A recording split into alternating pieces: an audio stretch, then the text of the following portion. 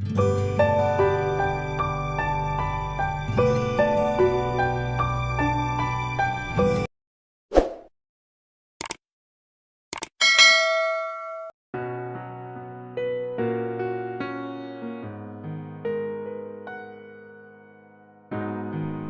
बच्चों, class 3, 4 and 5 के लिए इसके पहले आप सबों को मैं एडेप्टेशन पर चर्चा किया था, बताया था। एडेप्टेशन के डिफरेंट मोड्स पर हम लोगों ने चर्चा की थे। एनिमल्स के लिविंग स्टाइल्स पर हम लोगों ने चर्चा की थे। और आज आपके सिलेबस के अनुसार, अकॉर्डिंग टू योर सिलेबस, और ये बिल्कुल कॉमन चीज है, हम क्लास 10th में जाएंगे तो इसी से पढ़ेंगे। मैं क्लास 10th को ही बताया हूं, और क्लास 3, 4, 5th में भी है, food and digestion. Food and it's digestion, भोजन और उनका पाचन। रियली में ये जरूरी है, इसके बारे में जानना जरूरी है। फूड एंड डाइजेशन, फूड है तो डाइजेशन उससे क्लोज थिंग्स हैं। तो ये चैप्टर आपका फूड एंड डाइजेशन।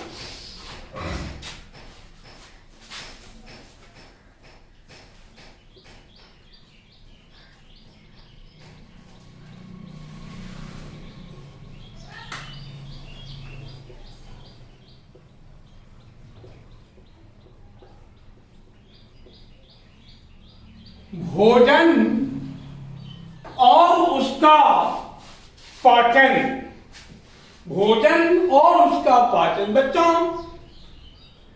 हम सभी जानते हैं कि food and water are the basic requirements of all human beings. Food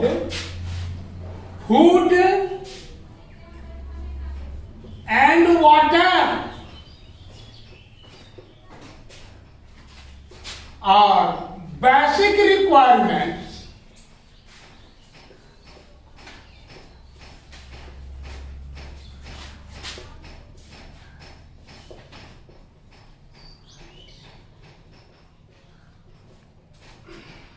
food and water are basic requirements of all human beings।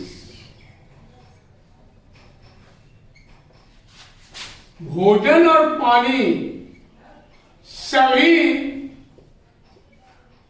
मानवों के लिए ये मूलभूत आवश्यकताएं हैं। बच्चों, ये आपको जानना पड़ेगा। फूड के रूप में हम ब्रेकफास्ट करते हैं, लंच लेते हैं, डिनर करते हैं। ब्रेकफास्ट, लंच और डिनर, यह फूड के रूप में। ब्रेकफास्ट,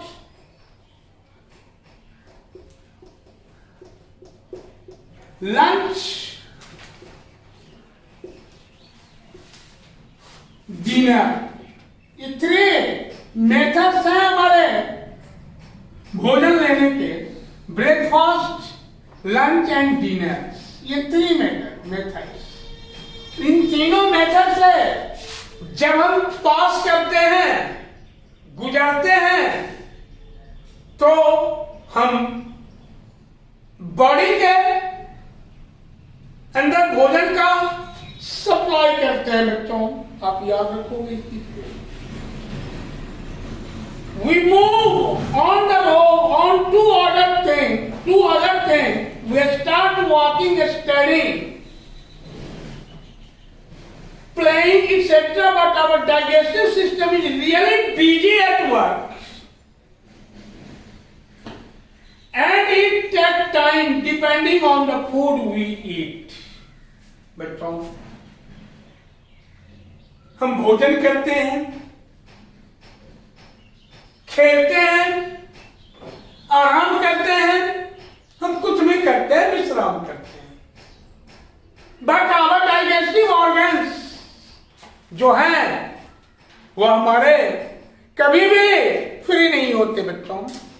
वे अपने वर्कों में बिजी रहते हैं. इन तीनों प्रोसेस के द्वारा लिया गया फूड को वो डाइजेस्ट करते हैं बच्चों. और ये फूड से आपको एनर्जी मिलती है, बॉडी को एनर्जी मिलती है बच्चों. और इस एनर्जी के हेल्प से आप अपने वाइटल प्रोसेस को, आपका बॉडी अपने जैविक क्रिया को करता रहता है बच्चों. तो आप किसी भी कंडीशन में हैं, चाहे आप रनिंग पोजीशन में हैं, रेस्ट पोजीशन में हो, स्टडी पोजीशन में, मतलब वर्किंग पोजीशन में हो, but your digestive system always busy in work. Always busy in work बच्चों. वो हमेशा काम में व्यस्त रहते हैं, आपके भोजन को डाइजेस्ट करने में व्यस्त रहते हैं. इस चीज को आप याद रखो. Digestive system is made up. तो बच्चों, डाइजेस्टिव सिस्टम को भी हमने बताया कि अपने वर्क में बिजी होते हैं. तो बच्चों, ये सबसे पहले आप जानो digestion.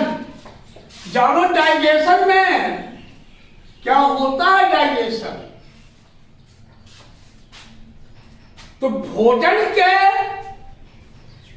Different complex compound, complex organic compound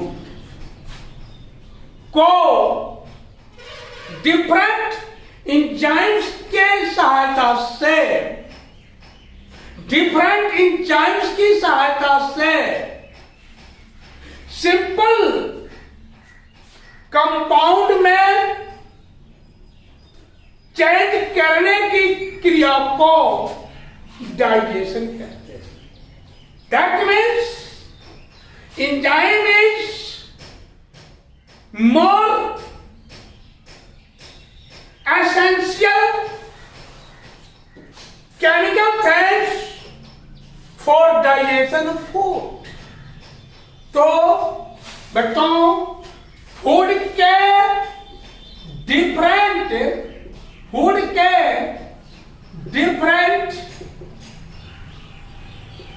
chemical compound, chemical and complex compound को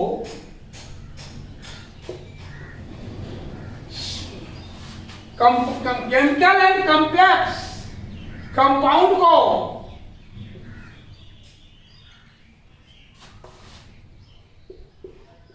विभिन्न इंजाइम्स की सहायता से, विभिन्न इंजाइम्स की सहायता से सिंपल कंपाउंड में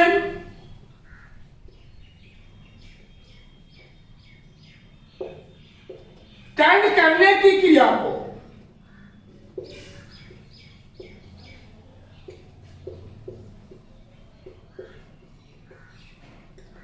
डाइजेशन कहते हैं.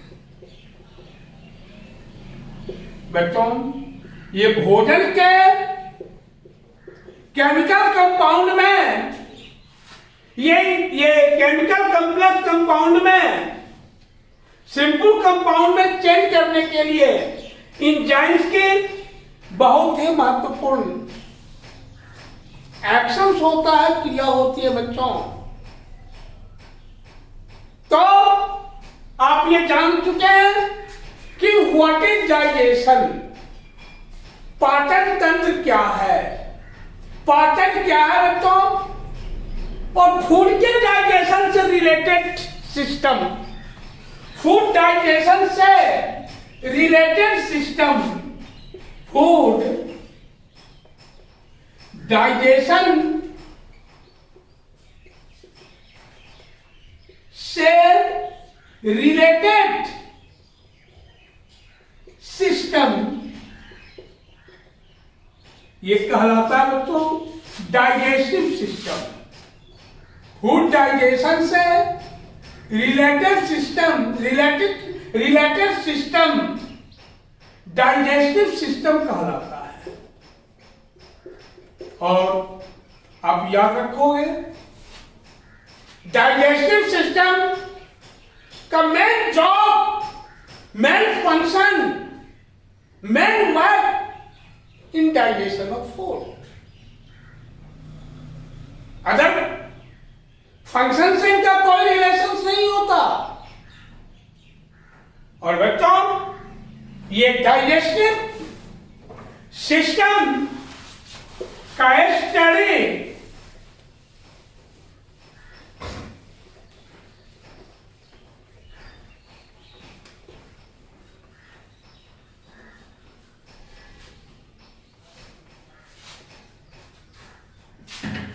डाइजेस्टिव सिस्टम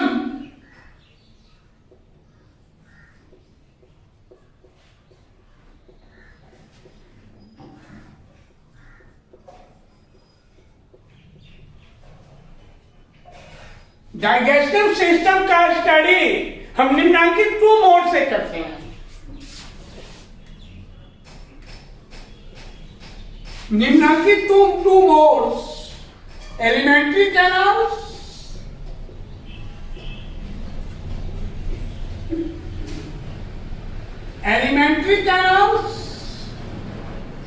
और digestive glands.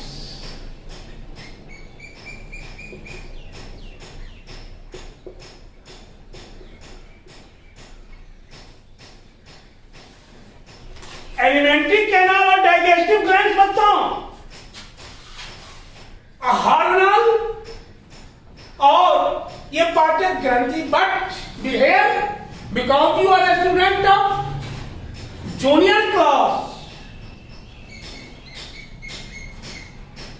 so that this system is associated with each other।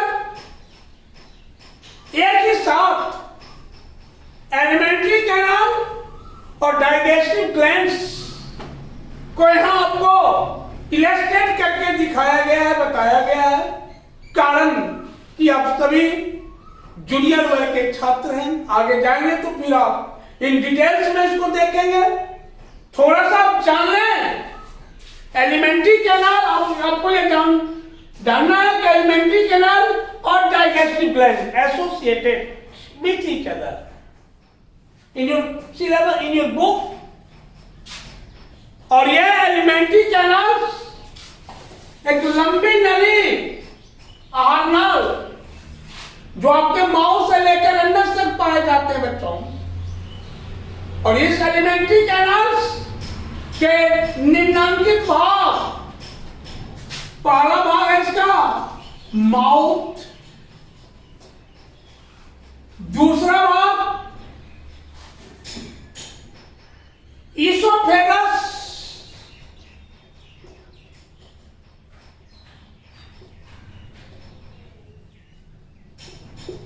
तीसरा या फूड पाइप,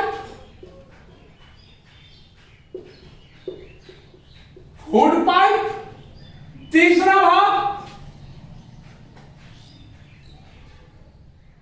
एस्टोमक,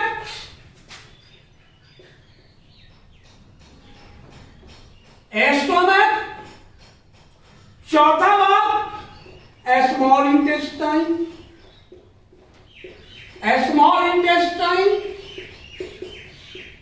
ये पांचवा भाग लार्ज इंटेस्टाइन,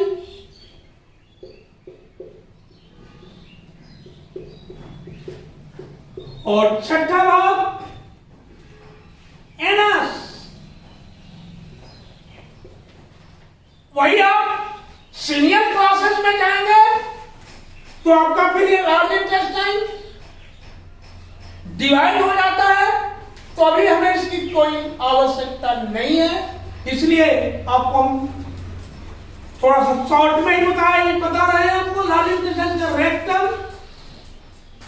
रेक्टम और एनस।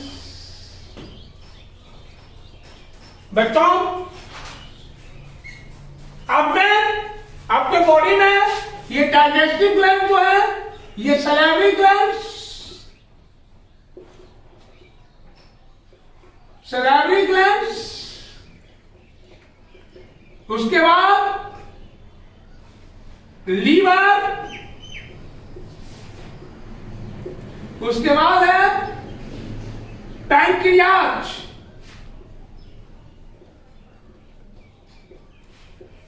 ये ग्लैंड और ये डाइजेस्टिव ऑर्गन सभी मिलकर के फूड के डाइजेशन में भाग लेते हैं। तो ये माउथ, मुंह जो है आपका दो लिप से सराउंडेड होता है, दो ओठ से, और इसके अंदर की कैविटी को हम माउथ कैविटी बोलते हैं। माउथ कैविटी, इसके अंदर की कैविटी को माउथ कैविटी, और इस माउथ कैविटी में ढेर सारी रचनाएं जैसे टंग, दूसरी संरचना टीथ, और ये सैलिवरी ग्लैंड्स, ये संरचना है आपके माउथ में, माउथ कैविटी में होते हैं बच्चों, जिसको आप बकल कैविटी भी बोलते हो। उसके बाद ईसोफेगस या फूड पाइप, भोजन जब आप लेते हैं तो आपका ये टीथ उसे बाइटिंग करना स्टार्ट कर देता है, च्यूइंग करना स्टार्ट करता है, ग्रिनिंग करना स्टार्ट करता है बच्चों। मैंने ग्रिनिंग का वर्क आप स्टार्ट कर देते हैं आपके दांत, और लार्ज सैलिवरी ग्लैंड से निकलता है, फूड को बिल्कुल नॉर्मल बना देता है, गीला मॉइस्ट बना देता है, और उसमें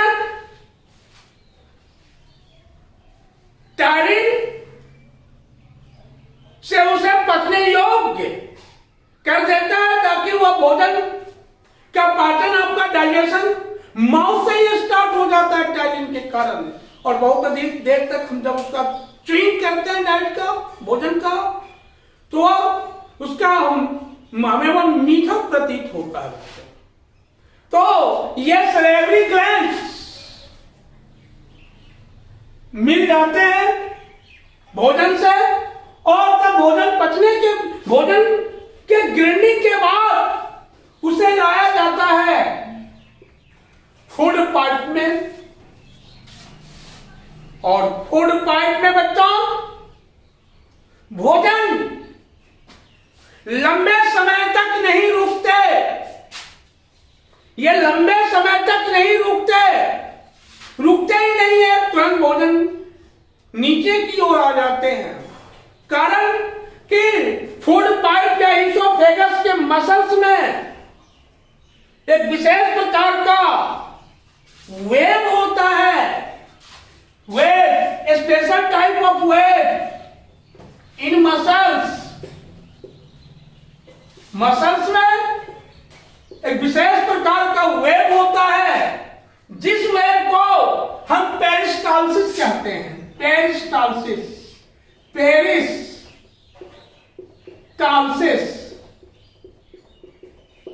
तरंग गति के कारण जो है वह फूड पाइप या ईसोफेगस में भोजन रुकता नहीं बच्चों, तुरंत स्टोमक में आ जाता है। तरंगति। What is peristalsis? Food pipe के मसल्स में होने वाला वेव को हम पेरिस्टालसिस कहते हैं, या हिंदी में कमानुकुंचन कहते हैं। और इसी पेरिस्टालसिस के कारण भोजन इमीडिएटली यानी तुरंत एस्टोमैक में घिसक जाता है। तो बताओ, अभी आपने देखा पेरिस्टालसिस क्या होता है। तो पेरिस्टालसिस एक वेव है। किसका वेव है? तो फूड पाइप का वेव है। अब हम चर्चा करेंगे एस्टोमैक पर। एस्टोमैक पर चर्चा करेंगे। तो ये एस्टोमैक सैक लाइक स्ट्रक्चर, जिसको आप पेट रीजन में, उधर रीजन में बोलते हैं, पेट भी बोल सकते हैं, आप बोलते हैं। तो एस्टोमैक सैक लाइक स्ट्रक्चर, ये sac like structure, stomach sac like structure होता है बच्चों, थैली नुमा संरचना। और ये थैली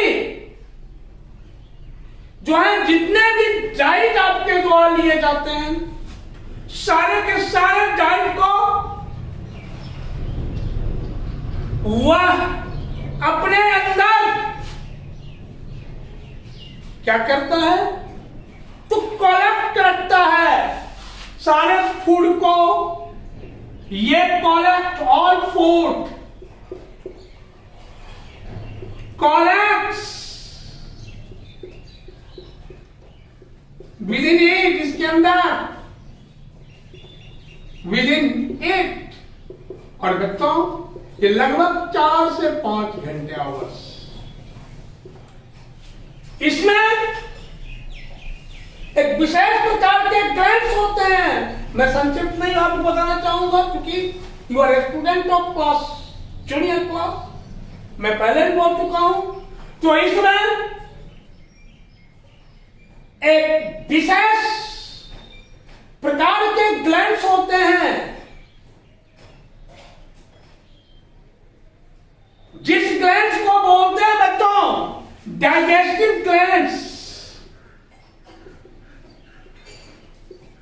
डाइजेस्टिव या गैस्ट्रिक को, गैस्ट्रिक ग्लैंड्स, जिस ग्लैंड्स को हम क्या बोलेंगे?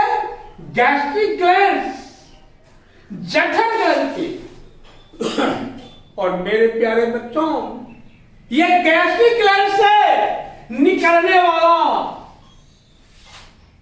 केमिकल्स या पदार्थ जो कि एसिडिक नेचर के होते हैं, उसे हम हाइड्रोक्लोरिक एसिड, हाइड्रोक्लोरिक एसिड कहते हैं। यह गैस्ट्रिक ग्लैंड में हाइड्रोक्लोरिक एसिड, यह गैस्ट्रिक ग्लैंड से निकलने वाला juice, gastric juice, gastric juice, और इस गैस्ट्रिक जूस में हाइड्रोक्लोरिक एसिड, गैस्ट्रिक जूस में हाइड्रोक्लोरिक एसिड होते हैं, जो भोजन से सॉल्यूट होकर, भोजन से मिलकर उसे एसिडिक, डाइट को एसिडिक बना देता है। बच्चों, आप कभी अनुभव किए होंगे, आपके अंदर जिस दिन सही ढंग से आपका फूड डाइजेस्ट नहीं होता है,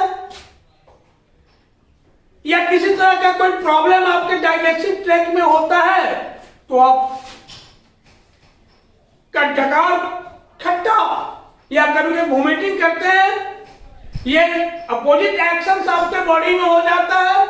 तो उस वक्त ये एस्टोमैक आपका मैक्सिमम, एस्टोमैक का गैस्ट्रिक ग्लैंड जो है वो मैक्सिमम एसिड बनाना शुरू करता है।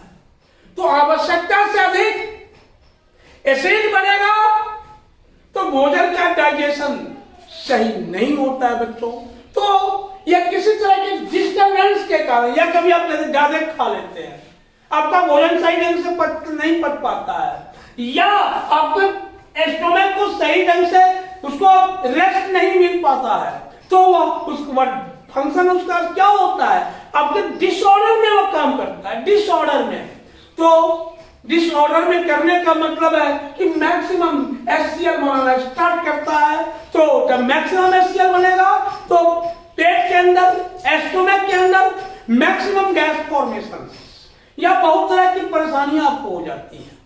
तो बच्चों, ये स्टोमक, मैंने मेरे कहने का मतलब है फूड का 50% हिस्सा जो है वह हमारा ये स्टोमक के अंदर डाइजेस्ट कर जाता है बच्चों।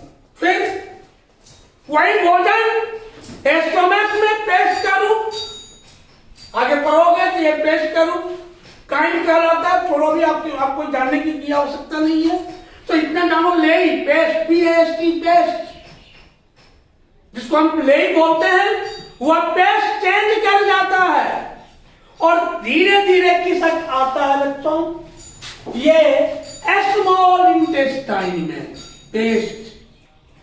अब पता पेस्ट कहां, किसका, इंटेस्टाइन में। और याद रखना बच्चों, इंटेस्टाइन आपके बॉडी के लार्जेस्ट लंबी नली, लार्जेस्ट ट्यूब है, ये बहुत लंबी नली है। और आप जब जाएंगे सीनियर क्लासेस में तो आप पढ़ेंगे इसकी लंबाई लगभग 8 से 10 मीटर तक, और ये ऑलवेज पाए जाते हैं क्वाइन फॉर्म में, मुड़े हुए रूपों में ये पाए जाते हैं, क्वाइन फॉर्म में ये पाए जाते हैं बच्चों। तो देखिए, ये स्मॉल इंटेस्टाइन, ये लार्जेस्ट ट्यूब,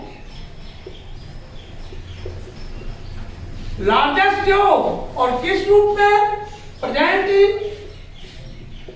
ये किस रूप में, इन क्वाइल फॉर्म, क्वाइल के रूप में या कुंडलित रूप में पाए जाते हैं बच्चों।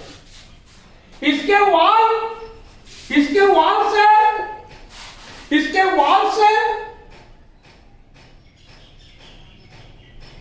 या इसके वाल में पाए जाने वाले ग्लैंड्स को इंटेस्टाइनल ग्लैंड,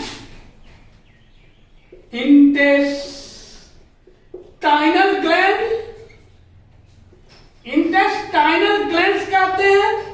और इस इंटेस्टाइनल ग्लैंड से सेक्रेट जूस या इंटेस्टाइनल ग्लैंड से निकलने वाला रस जो है वह इंटेस्टाइनल जूस या हिंदी में आंत्र रस, इंटेस्टाइनल जूस कहलाता है बच्चों।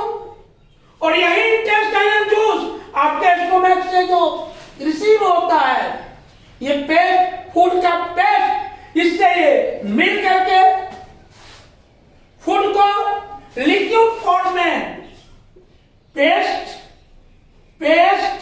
Plus intestinal juice,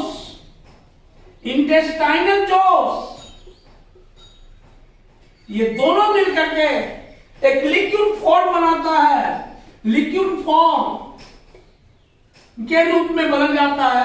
that means your food is completely digested, या भोजन पूर्ण रूप से डाइजेस्ट हो जाता है बच्चों।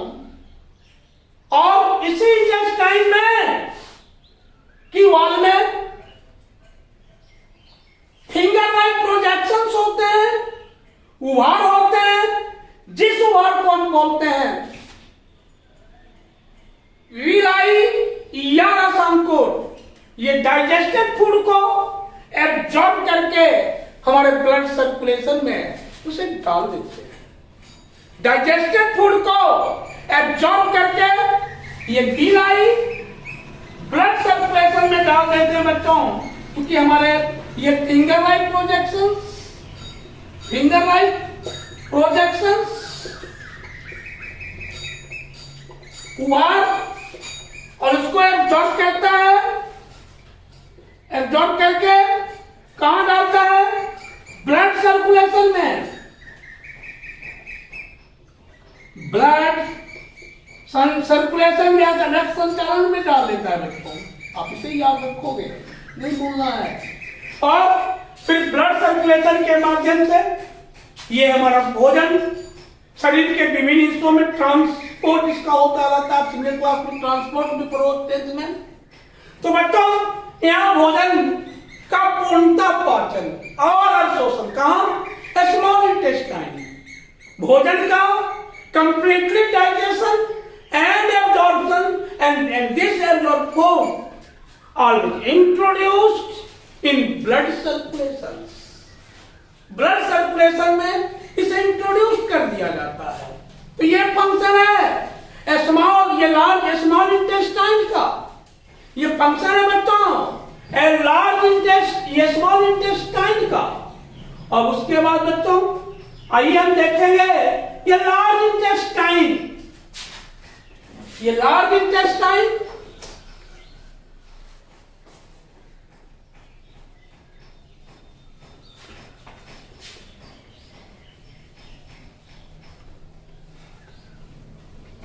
लार्ज इंटेस्टाइन बच्चों, तो लार्ज इंटेस्टाइन ये भी थैलानुमा संरचना है, सैक लाइक स्ट्रक्चर्स। और इसके 3 पार्ट्स, इलियम, रेक्टम और कोलन। इलियम, इसके 3 part, rectum,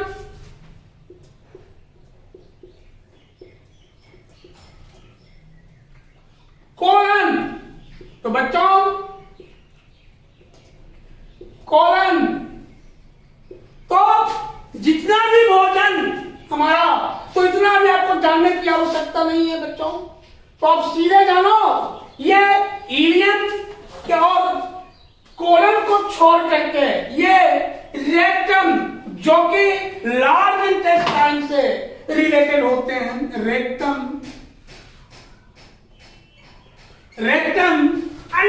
undigested food, undigested food कहां पास कर जाता है?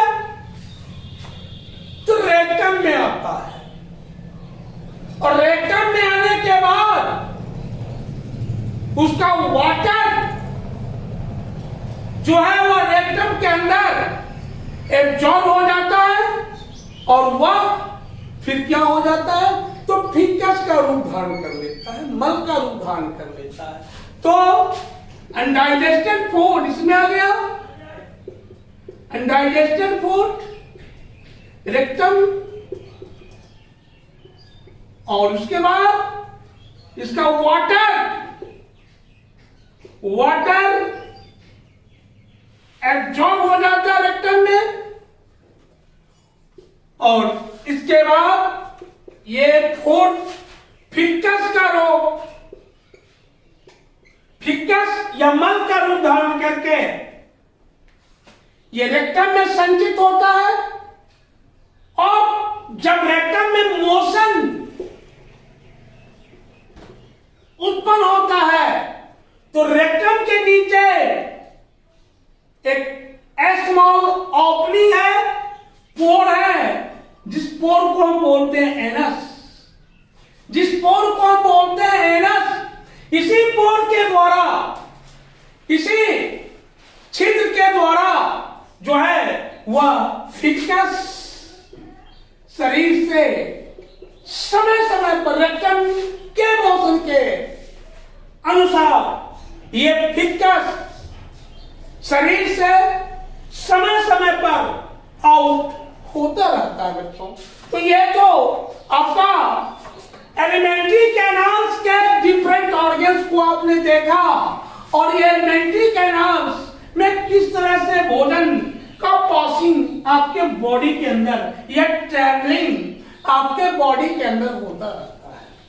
तो बच्चों इसे हम निम्नांकित इलस्ट्रेटिंग फिगर से दर्शा दर्शा सकते हैं. We can say, या we can represent it following illustrating diagram. या we can represent food digestion, the process of food digestion in alimentary canals. तो देखिए बच्चों, ये भोजन के डाइजेशन को हम निम्नांकित इलस्ट्रेटिंग फिगर से दर्शा सकते हैं. तो we can represent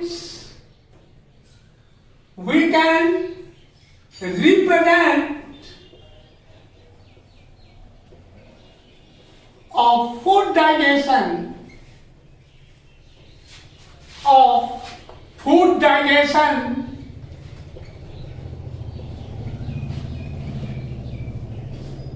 in following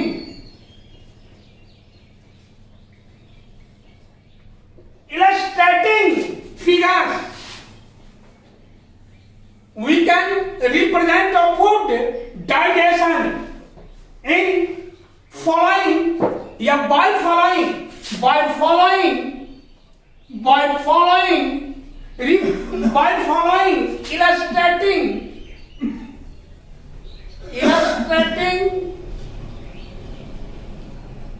illustrating figures. पारा से देख लीजिए. आप तो सोचिए, अभी हम बताए हैं, तो भाई आपको हमने बताया है कि भोजन सबसे पहले माउथ में, ये फूड सपोज करो, ये फूड कहाँ गया? माउथ में आया. ठीक है. माउथ के सैलिवरी ग्लैंड से टाइलिन निकला, टाइलिन. ठीक है. और ये टाइलिन किससे मिला? टाइलिन मिक्स्ड मिल गया विथ फूड. तब कहां गया? मैंने भोजन का डाइजेशन स्टार्ट हो जाता है माउथ से. इसके बाद बच्चों ये सीधे चलाता है फूड पाइप में,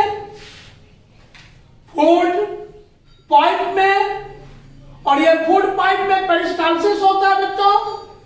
पेरिस्टाल्सिस, फूड पाइप में पेरिस्टाल्सिस, ये वो वेब है, फूड पाइप का वेब है बच्चों. ठीक है. फूड पाइप के वेब को, फूड पाइप के मसल्स वेब को हम पेरिस्टाल्सिस कहते हैं. इस कारण से भोजन सीधे खिसकता है कहां? एस्टोमक में. एस्टोमक में आ गया बच्चों. और एस्टोमक में गैस्ट्रिक ग्लैंड, इससे निकला गैस्ट्रिक जूस.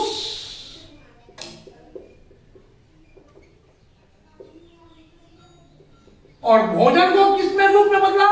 पेस्ट के रूप में. गैस्ट्रिक जूस में क्या है? HCl है, हाइड्रोक्लोरिक एसिड. और फिर ये बच्चों ये कहां आएगा भोजन? तो स्मॉल इंटेस्टाइन में, स्मॉल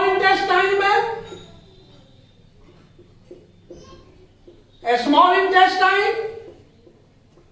और यहां इसमें क्या है? तो इंटेस्टाइनल ग्लैंड.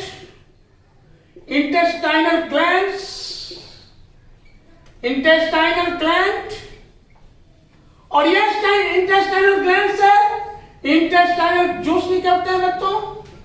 इंटेस्टाइनल ग्लैंड से इंटेस्टाइनल जूस निकलते हैं. और फिर इंटेस्टाइनल जूस जो है ये भोजन के पेस्ट से मिक्स होकर उसे लिक्विड फॉर्म में चेंज करते हैं. Mixed with paste of food, mixed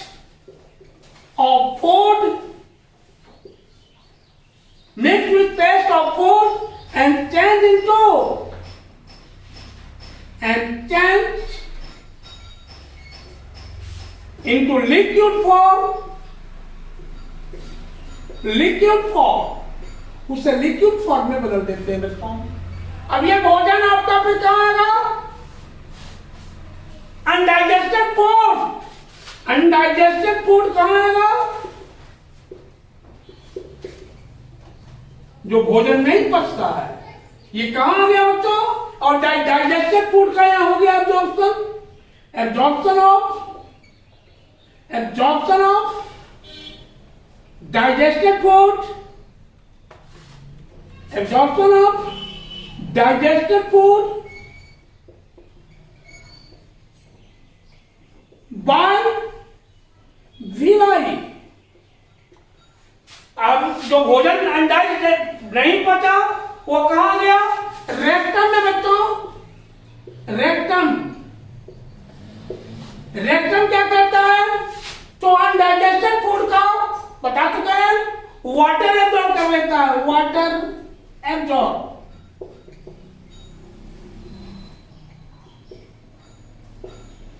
और फिर इस फूड को फिक्कस में चेंज करता है। फिक्कस में चेंज कर दिया और यह फिक्कस इसमें स्टोर होता रहता है। किसमें? तो रेक्टम में इसमें विशेष प्रकार का मोशन होगा, गति होती है मोशन। इसी मोशन के कारण ये रेक्टम पर एक पोर होता है, रेक्टम पर एक पोर होता है जिस पोर को हम बोलते हैं एनस। तो इसी एनस से ये फिक्कस जो है ये रिलीज होता रहता है। ये फिक्कस रिलीज होता रहता है बॉडी से out, release out from the body. यह निकलता रहता है बच्चों। तो ये आपका डाइजेस्टिव सिस्टम और एंड दियर रिलेटेड ऑर्गन्स पर अभी हमने चर्चा किया। How food digest in all alimentary organs. फिर अब दूसरे दिन क्योंकि हम अभी आपको पढ़ाए हैं ये फूड एंड डाइजेशन, तो अब उसके बाद का जो आपका होगा प्रोसेस फूड और उनके कौन कौन से कंपोनेंट्स हैं बच्चों, आपको वो भी पढ़ना होगा। तो अब इसके बाद हम फूड एंड इट्स कंपोनेंट्स पर चर्चा करेंगे। धन्यवाद बच्चों।